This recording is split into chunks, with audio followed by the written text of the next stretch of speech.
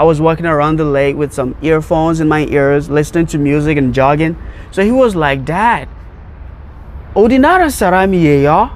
It means, "Dad, which country is this person?"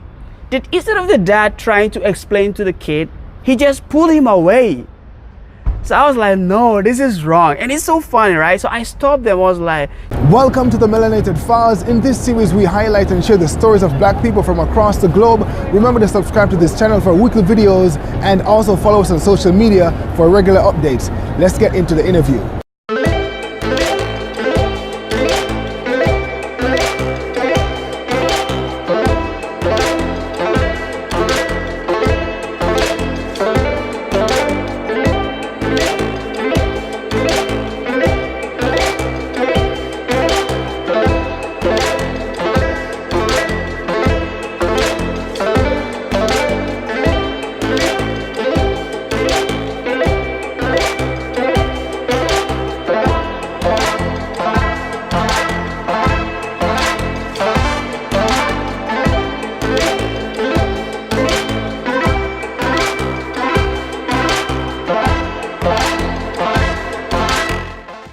my name is Richard Zinleri and I am from Ghana. Actually, I never planned coming to South Korea. In the last 3 years, I planned to just study abroad. It could be Europe, it could be the USA. But then it just happened that one friend who already came to South Korea recommended to me that there are nice master's program here that I could give it a try. And I applied and I got selected. So I came over and I came to study, yeah.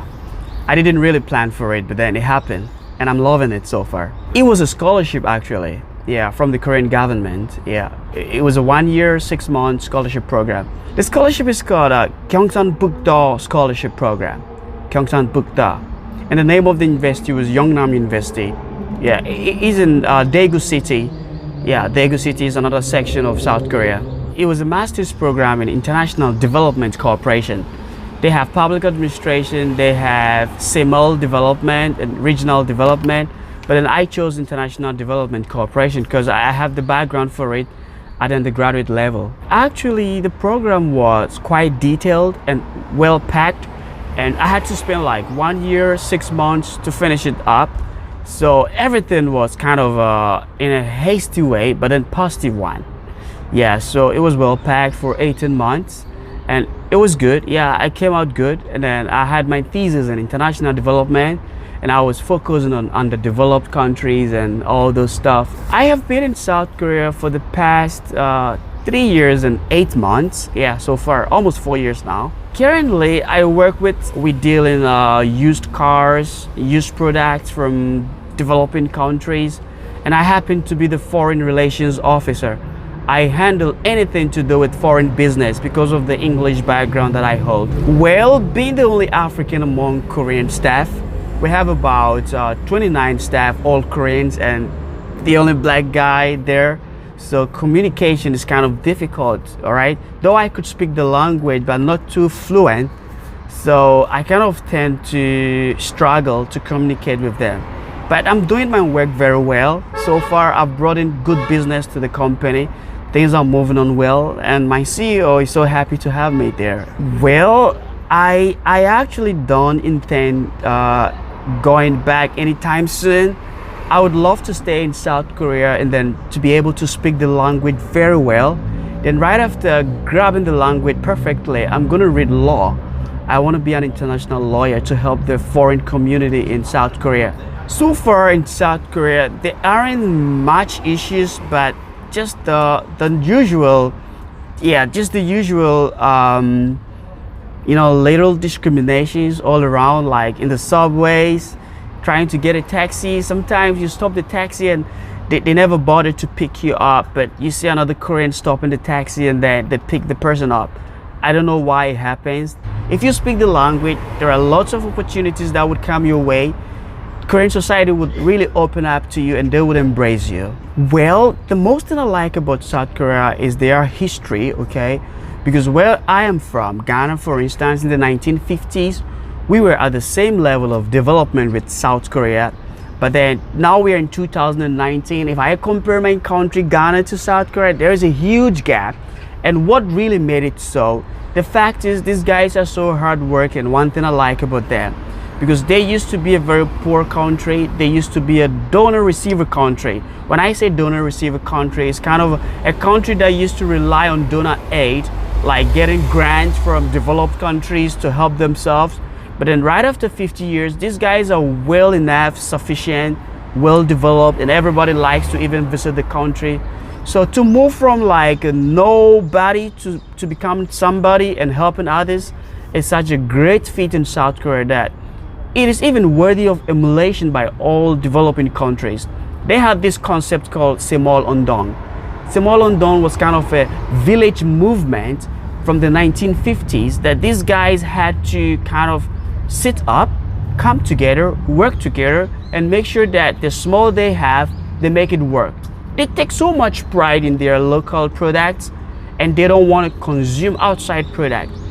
Everything made in Korea, they just love it, they go for it. And now look at South Korea, it's so great. So, I mean, it's a good thing about this country. From nobody to somebody. It's a great thing to do within 50 years. Okay, one thing Korea does very well is their time factor. If a South Korean books an appointment with you and he says like, let's meet 6 p.m. Sometimes around like 10 minutes before the 6 p.m. time, they'll be right there waiting for you. 5:50, they are there. Very prompt, always on time, very consistent. One thing I love about South Korea, they have this word they say, pali pali. Pali pali is like trying to do everything in a fast way. They think that most foreigners are very slow in doing things, but these guys are super smart, fast in all they do. It's a good thing that we should all learn from them. The least thing I like about South Korea is I think foreigners don't really blend in with South Koreans.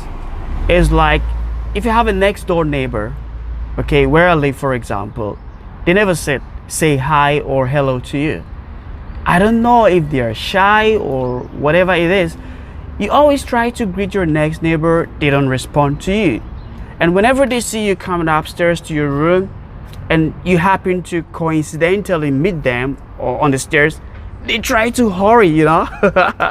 Faster, they open the door and then they check in. So it's like, these people, what is wrong with them? Always running away from people. I've been living in this apartment for over a year. Why can't you just say hi or hello? Because mind you, Ranzo, if he or she gets to break down, I am the next point of contact, right, to help him. So if you don't really, you know, say hi to me or smile to me, how can I really help you if there is an unfortunate incident? So it's the least thing I really dislike about this country. Yeah, the social capital is a huge problem. Though they are well developed, but then social capital is really lacking. Their way of socializing and networking with foreigners is really down. But I hope someday they would get over it. Favorite Korean food, I would say kimchi jjigae. Kimchi jjigae is made from Chinese cabbage with some spicy sauce and it's so salty. And the funny thing about kimchi jjigae is that when I came to South Korea in the first year, I never liked it. Even I didn't like the way it smelled, the flavor. I really disliked it. But then after 1 year, I had no choice. That's the only food I can eat. There is no Ghanaian food here. So I had to really, you know, be familiar with their food. And now it became my favorite food in South Korea. Yeah. The best life advice I have received in South Korea. Overall, okay. Well, it is about being positive, believing in yourself, and then regardless of the obstacles and challenges in life, you would always have to rise above the struggle and the challenges. So persistency, tenacity, and being more hardworking. Yeah, these are the few things I have learned in life. Yeah, and it's really paying off. When I was a little boy, okay, I remember playing with my friends on the floor, on the ground. You know, those days we used to play a lot. When it rains, we kind of like go half naked, run in the rain, you know, play around. But these days, like most people are always focused on like smartphones, devices, video games. But in my time in the 1986, 89, thereabout, we used to play a lot in the open space and it was so natural and nice. Yeah, I really miss those days actually. Well, being a black person in South Korea is like you are most looked at in every place you go. For example, where I work, every other Korean businessman who walks into the office, they just focus on me. Wherever I go for dinner or lunch, everybody focuses on me. So it's like you kind of look special to them. Why? Because you have a different skin color, you have a different look from them. Even some of my friends, and sometimes I do volunteer in churches and other places just to teach English as a language. And most of the kids try to touch my hair, feel my skin. It's like because I'm a black person, so they're so curious, like, who is this? Like, how is he made of? Can I touch his skin and all that? So being a black person, you're always in the spotlight. Everyone looking up to you. So if you're the shy person, you would always have lots of stress.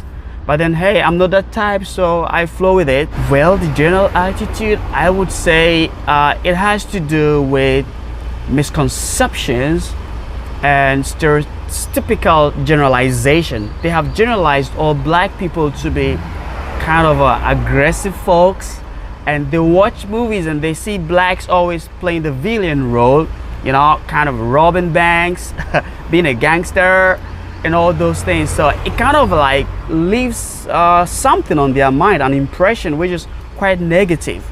So every black person they see, they expect you to act like a gangster.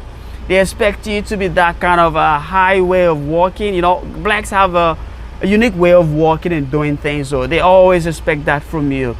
So it's like there is that misconception out there. And even when you do something so well, they're like, what? You were able to do this? You are so smart. But then we're all the same, right? You could be even smarter than a Korean, but then because you're black, they always get surprised by the things you do and how different you are. They always have that mindset of the movies they watch. So it all has to do with the media, okay? The things they watch, the things they hear, the things they see. That is what they believe we are made of. And always they try to treat us based on those things. And it's quite unfortunate. But we as a black community, we have to also do the counter reaction to that. Do we own media houses?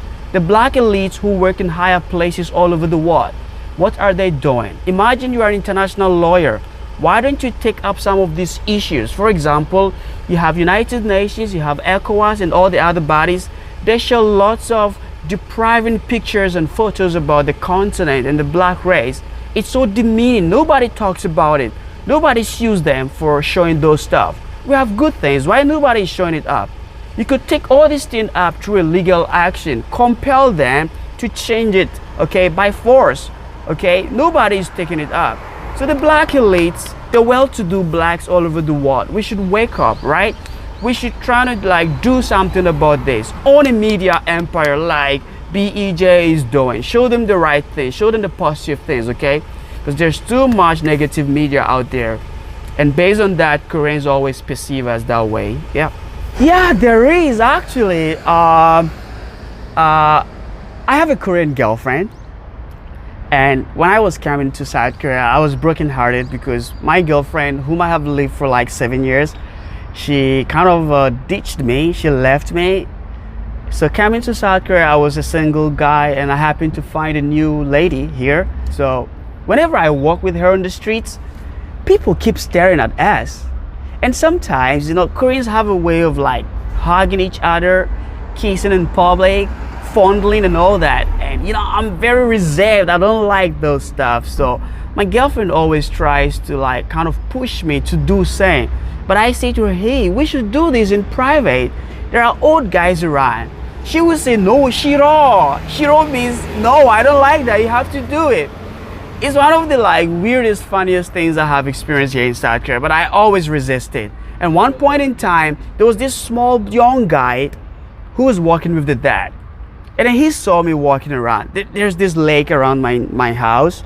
I was walking around the lake with some earphones in my ears, listening to music and jogging. So he was like, Dad, 어디 나라 사람이에요? It means, Dad, which country is this person?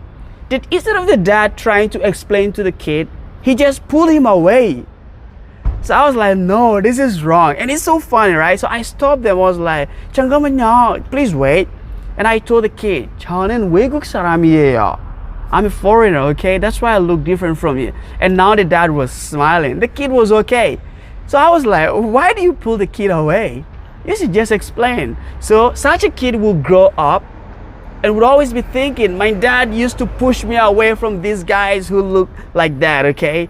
But then imagine he corrected the kid, it would have been nice, which I did, and the kid was okay, he was smiling. So it was funny at the same time, yeah. That's right, because if I didn't know the language, I wouldn't have known what the kid was saying to the dad. But I heard, Appa, Urinara Saramiye, like dad, where is this person from?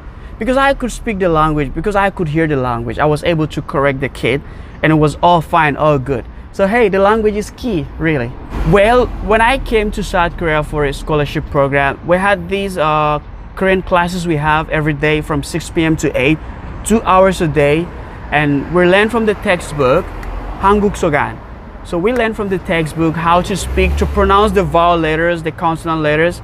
And we have situational speaking, right? Like you walk into a restaurant, how you should speak and all that. So we learned it in the classroom, we practiced and all that. So I became okay. But then I'm not too good. I still have a long way to go. First of all, I would say you should always visit YouTube. There are lots of channels out there trying to introduce Korean speaking to foreigners or whoever might be interested. So go on YouTube, look out for basic Korean communication. Try to learn the pronunciations, how they greet and how they say those things. It's way easier than using the textbook. Textbook makes it more difficult, but then try to use YouTube and try to follow videos and you'll be good. Keep practicing, okay? Even before you come over to South Korea, learn through the YouTube, learn through the videos, and you'll be good to go. Well, actually, Ranzo, it's way expensive to go to visit the barbering shop, and also a Korean barber may not really be okay with an African person like me. They wouldn't know how to shave me or crop me. So I always barber myself. You see this? I did it myself. I just grab the machine and then I focus on the mirror. Then I just let it go like that. I always do it myself. I never pay a dime for it. I always do it myself. I could teach you, okay? It's so easy to do that. And every 2 weeks, I do barber every 2 weeks because I love short hair. The first time I tried it, it was so bad. Okay, like this part was off, the other part was also off, but then I kept trying and then I became perfect, yeah. The biggest difference has to do with what they call a village and what they call a city. Back in my country, when I say this is a village, I mean it's a typical village in the real sense of the definition, okay? Like a mud house and like a wooden structure, and there are no social facilities and all that. That's a village. But in South Korea, they tell me like this place is a village, and I'm like, you sure this is a village? So it's like, there's a huge difference between what they call a village in this country and what I call a village back in my country. Maybe because of the index of development, the degree and level of their development makes it that way. So that is one of the biggest difference. And then also the character and mindset of a Ghanaian and that of a Korean is way different. Okay, these guys are very focused and kind of like very fast in all they do. If a Korean is like supposed to do something, like do a job, they do it with some kind of good pace, okay, very faster. So within a short time, they get it done. But in my country, I would say a lot of us are a bit slow. So that is one of the difference, and I have learned from these guys, okay? We need to kind of buckle up, be a bit more faster in all we do. Yeah, those are some of the differences so far, yeah. Well, this is a very big question, seriously. I would like to change who is from which race, who is from which country, because seriously speaking, we are in the 21st century, 2019, and we're getting to a point where everybody, any person could be a global citizen. There's nothing like being an African, being an Asian, being American. It's quite sickening because it comes with some kind of strings attached and some kind of impressions and negative connotations of where you're from. Everybody asks you, where you from? Why does it matter, right? I really want to change that. We should be global citizens. And trust me, there will be a point in time where natives and countries would be shifting away from like those labels, then we kind of take a humanistic approach to where you're from, being a global citizen, doing right, doing what is good. That is what matters, right?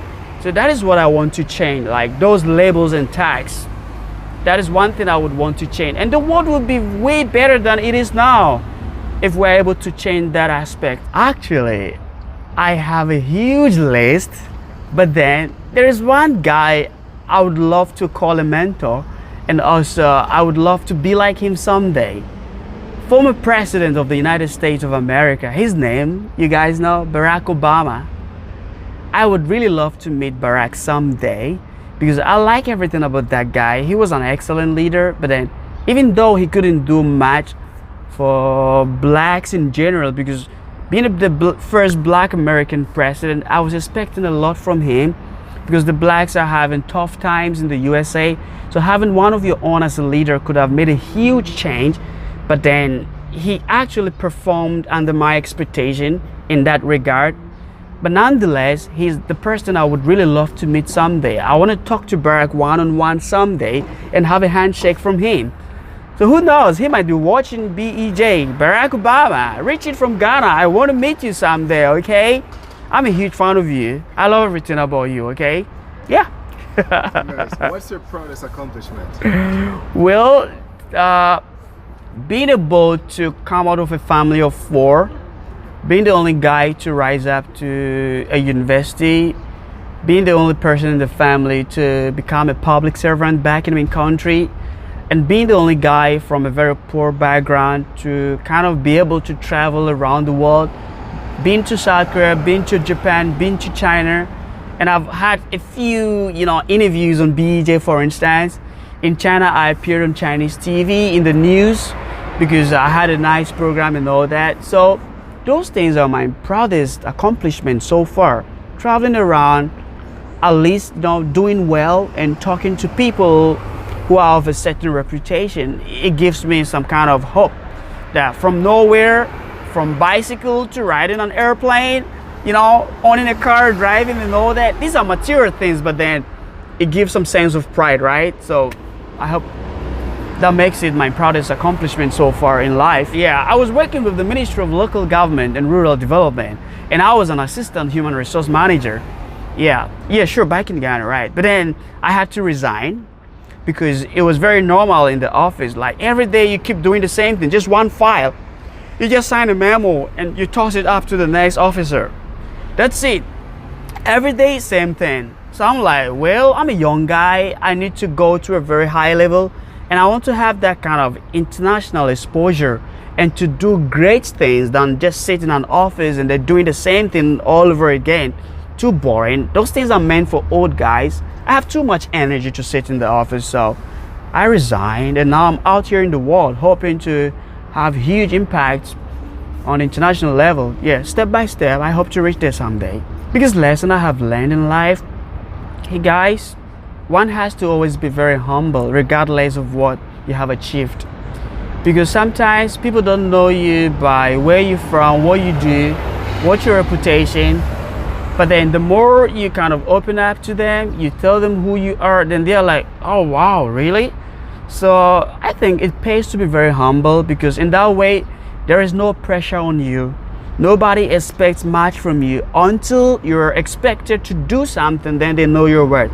So stay low, be humble, be nice, and be open to everybody around you. Okay, one message I would love to share is that let's try to take away again that label and tag of where you're from, which race are you, and who you are and all that. We should take it away. All right, we should just meet people for who they are.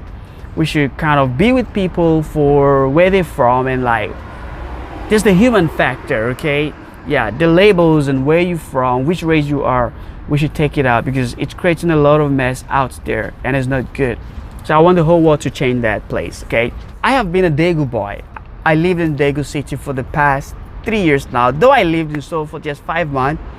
But the best place I like so far is Busan, okay? Busan, Busan City, right? You guys should visit that place. It's kind of like a coastal town. Yeah, the seaside, very serene, breezy, cool and calm. And it's always good to be there. And they have this traditional market and you could walk on the street, buy some food, snacks, eat, and have some good real fun. So Busan is my favorite city so far in South Korea. Oh my God, that's a very good question, guys. I actually met a Korean girl when I was a student in Yeongnam University. I kind of met her, and then she was also attracted to me. We became friends, and then for the past 2 years we've been dating each other. There are no problems. The only thing is that dating a Korean girl is like there's a little stress attached to it because they demand a lot of attention. Every day, Richard, where you are, what are you doing, may I know? In general, it's okay to date a Korean lady. Yeah, actually, people do stare a lot. Like, who is this black guy walking with a Korean lady? Most especially the young ones. It's like, I'm a young Korean, maybe the person is single, but he doesn't have a Korean girlfriend. So why are you a foreigner, okay? Black guy, for instance, having a Korean girlfriend. They wonder like, how did you do it? What did you say to this girl? And all that. So they look very well, though they don't say it, but then you could feel it. There is that pressure. Even there are times some people would look with you with an annoying eye, like they're so pissed off. They look angry in the eye, simply because you're with a Korean girl. They don't like it that way. But I think every society fears change. That is the problem. They are used to seeing a Korean guy and a Korean girl. So when they see a black guy with a Korean girl, they feel like, damn, what's happening? What's going on? But it takes time. Yeah, so there's lots of attraction to us simply because we look different and we are couples. So it makes people look at us more. But then it's okay because we do same in my country, okay? Whenever there is a white person in Ghana, people look. And if there is a black Ghanaian, like with a foreigner girlfriend, every Ghanaian looks, keeps staring. So it's something we all need to change. Yeah, too much attention. In my personal experience, when I met my girlfriend, after 100 days, she introduced me to the mom, the sister, and the brother. And the dad is the only problem. The mom was very welcoming, brother and sister welcoming. Even the brother of my girlfriend lived in my apartment for 2 months with me. And it was kind of cool. Her mom likes me, her mom picks me up and all that. But the dad is the problem. It's like, he didn't really hate the fact that I'm a foreigner, but then he was kind of wondering, could you take care of my daughter? What do you do? What's your income level? Those kind of things that a typical father would always ask. So overall, it was quite receptive, except for the fact that the dad wanted to be very sure that I could really be a good guy for the daughter. But nothing of like a hate or like rejection.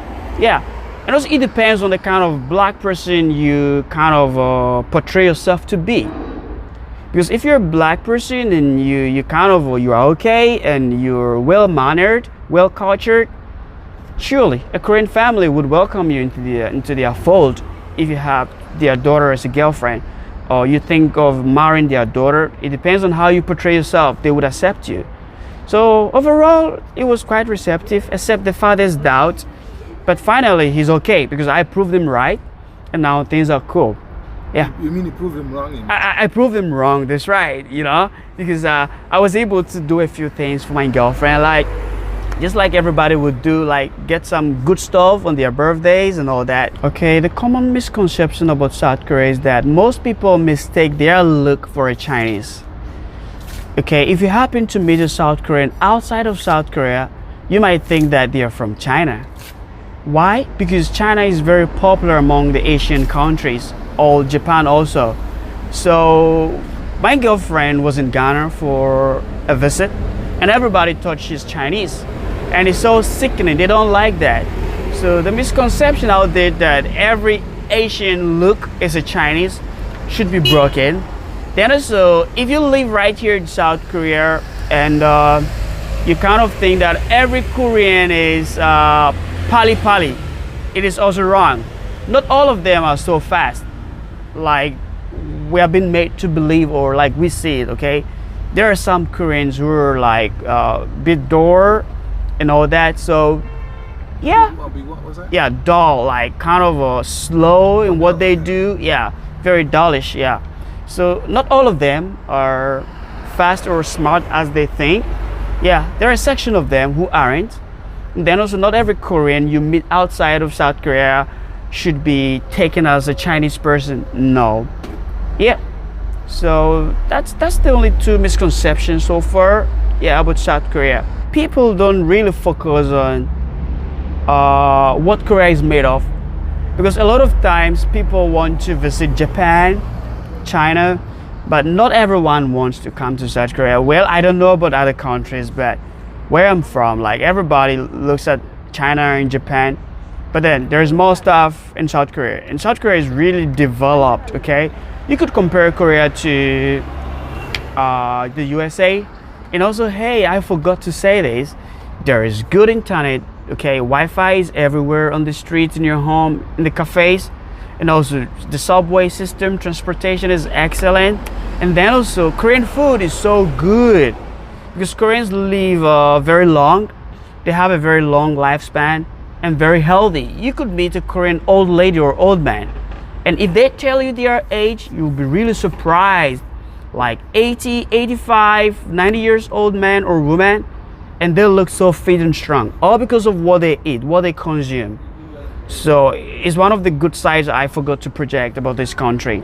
Okay, if you're a black person and you have South Korea in mind, all I would say is that try to go on YouTube, watch the Korean videos like about how to speak basic Korean language, learn, and then maybe after 3 or 6 months you learn a few words, and then you kind of like look around, especially if you're from a native English speaking country. You could be a teacher here, okay, because there are lots of academies looking for English teachers, okay? So it's a good place to be as a teacher, and it's a good place to learn as a developing country. You should be a student here, learn about their development skills, and then you apply it to your country. Yeah, so these are the two good reasons that anybody who's interested in those things could come over for. For the perception, guys, I tell you, it would never go away and it would never cease.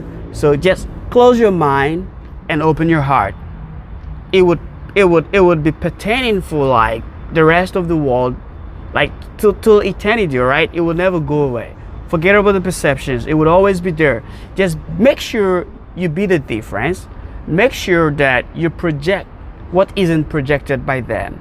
Break the misconceptions. Be a good ambassador of the continent, of the black race, and then things would change, because it would never stop. The misconceptions would never cease. So just close your mind, open your heart, and come over and change it. The biggest risk I've taken so far in life is leaving my job as a public servant, because it has always been the dream of every native Ghanaian to work in the government sector with regular, consistent flow of income, well secured, and you have a good retirement package after all. So leaving it all behind, my family, and coming over to South Korea to school and to work permanently and to date a Korean, and you have your own woman back home who might want to even have you as a husband, but then here you are in a totally different environment trying to bond and make a new life.